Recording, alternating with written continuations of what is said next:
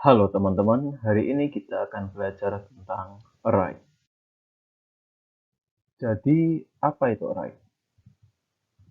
Array adalah suatu wadah yang menyimpan kumpulan data berukuran tetap dalam tipe yang sama dan disusun secara terurut dalam bentuk indeks data.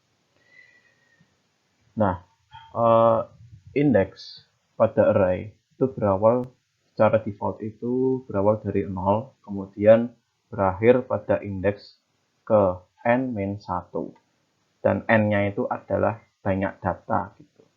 Jadi apabila kita uh, mempunyai 10 data, maka indeks yang terdapat pada array itu adalah indeks ke 0 sampai dengan indeks ke 9. Oke, sekarang kita lihat di dalam memori yang ada pada array. Jadi misal nih, kita di sini memiliki 5 buah data, yaitu data yang bertipe integer atau bilangan bulat. Nah, setiap data ini memiliki indeks masing-masing gitu. Nah, ini data pertama atau bisa kita sebut elemen ya. Dalam array itu data bisa disebut dengan elemen. Nah, elemen pertama ini yaitu yang bernilai 78 ini menduduki indeks ke 0, kemudian nilai elemen kedua ini memiliki indeks ke 1, kemudian nilai 88 ini memiliki indeks kedua, dan seterusnya sampai elemen kelima yaitu bernilai 809 atau 809 gitu, yang memiliki indeks ke-4. Nah, sebelum masuk ke dalam memori, mungkin saya jelaskan terlebih dahulu tentang memori address atau alamat pada memori. Jadi, di dalam memori, setiap alamatnya itu direpresentasikan oleh bilangan heksadesimal. Nah, bilangan heksadesimal itu apa? Jadi, bilangan heksadesimal adalah bilangan yang berbasis 16.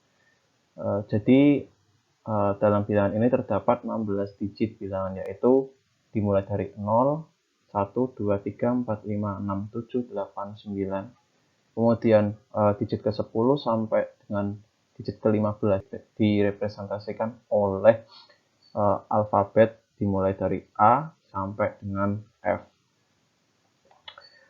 Oke, kita kembali ke sini.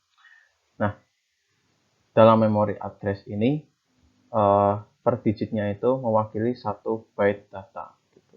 Nah, kalau kita perhatikan, ini elemen pertama itu menempati alamat 8800. Kemudian elemen kedua ini menempati alamat 8804, elemen ketiga menempati alamat 8808, dan kemudian elemen keempat menempati alamat 880C. Nah, C ini berarti kalau kita hitung, jadi 8, 9, 10 itu A, B itu 11,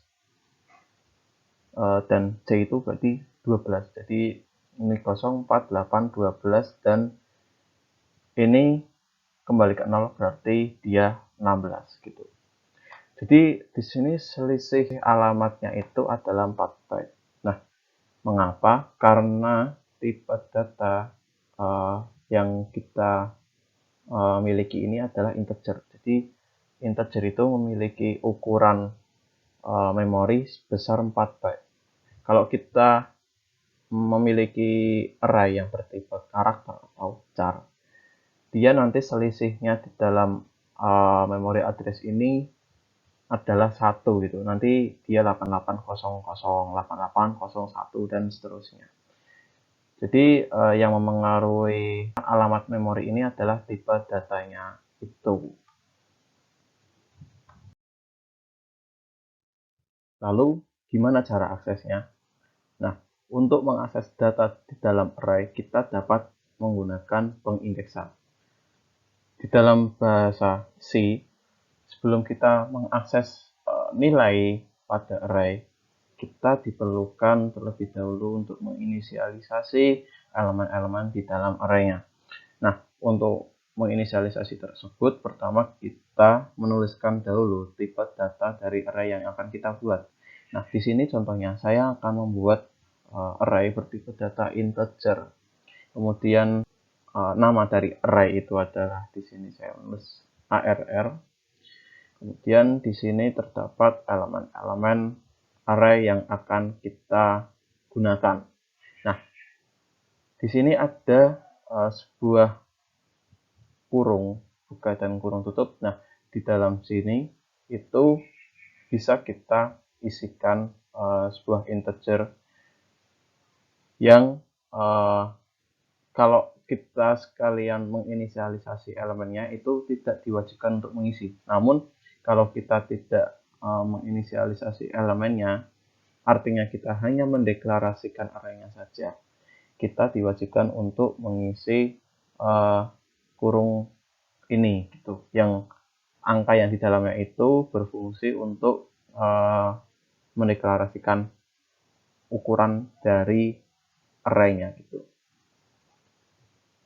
Oke, array ini sudah kita buat, lalu kita ingin mengakses gitu. Kita ingin mengakses nilai 7. Nah, seperti yang kita tahu, indeks di dalam array itu dimulai dari 0. Jadi kalau kita urutkan ini 0, 1, 2, 3. Jadi nilai 7 itu berada pada indeks ketiga. Nah, untuk mengakses itu kita diperlukan mengakses indeksnya gitu. Jadi untuk mengakses indeksnya, pertama kita tulis nama dari arraynya, kemudian kita tulis indeks dari arraynya tersebut di dalam kurung ini. Nah, kalau kurung ini ada pada baris yang awal ini, itu berguna untuk mendeklarasikan ukuran atau size dari array. Nah, kalau di sini berguna untuk menunjukkan gitu. Kita ingin mengakses nilai pada indeks keberapa. Nah, kemudian fungsi printf ini berfungsi untuk mengeluarkan output. Jadi, nah di sini tiap bahasa pemrogram memiliki sintaks-sintaks yang berbeda gitu. Contohnya untuk C++ dia bisa menggunakan cout, dan di Python dia bisa menggunakan fungsi print. Namun pada intinya itu sama gitu. Sebelum kita mengakses, kita harus menginisialisasi terlebih dahulu. Kemudian untuk mengaksesnya kita perlu menunjukkan pada indeks keberapa nilai tersebut yang ingin kita akses. Nah, kita juga bisa membuat array di dalam array atau yang biasa disebut dengan array multidimensi. Pada contoh kali ini kita memiliki sebuah array 2 dimensi. Nah, array 2 dimensi ini dapat kita gambarkan seperti data yang ada pada tabel gitu. Jadi di sini terdapat 3 buah baris dan 4 buah kolom. Nah, implementasi kodenya adalah pertama, kita menginisialisasi arraynya terlebih dahulu. Untuk menginisialisasi arraynya itu, pertama kita menuliskan tipe data dari array yang akan kita buat. Di sini karena kita ingin membuat array bertipe bilangan bulat, maka kita menggunakan tipe data integer. Kemudian kita menuliskan nama dari array. Di sini saya membuat nama dari arraynya itu adalah A dan memiliki ukuran 3 kali 4. Nah, ukuran pertama ini atau ukuran ke-1 ini adalah ukuran dari baris pada tabel, dan ukuran 2-nya ini adalah ukuran dari kolomnya atau banyak kolomnya. Nah, data-data yang ada pada array ini itu dipisahkan lagi oleh kurung kurawal lagi gitu. Jadi kurung kurawal yang di dalam ini adalah memisahkan tiap barisnya. Jadi data-data yang ada di dalam kurung kurawal ini itu adalah data-data setiap kolomnya. Nah, untuk mengakses datanya, pertama kita menuliskan nama dari array-nya dan diikuti oleh indeks data pada array-nya tersebut itu. Contohnya, kita ingin mengakses nilai 7. Nah, 7 itu kalau dalam tabel dia berada pada baris kedua dan kolom ketiga. Kita tahu bahwa indeks di dalam array itu adalah jumlah bilangannya dikurangi min 1. Nah, di sini kan jumlahnya ada 2 baris, maka indeksnya itu adalah 1, dan kemudian di sini juga ada 3 kolom, maka indeksnya adalah 2. Dan ini ada fungsi printf yang berguna untuk mengeluarkan output. Selain array 2 dimensi, kita juga bisa membuat array multidimensi lainnya gitu. Kita bisa membuat array 3 dimensi, array 4 dimensi, dan seterusnya. Perbedaannya ada pada ukurannya. Jadi jumlah ukuran ini mengikuti dimensi yang pada dimensi array yang akan kita buat.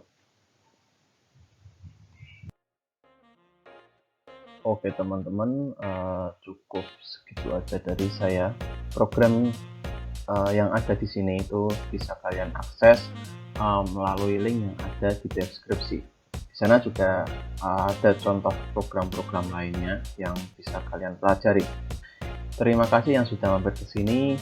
Klik like dan subscribe untuk mendukung channel ini. And see you next time.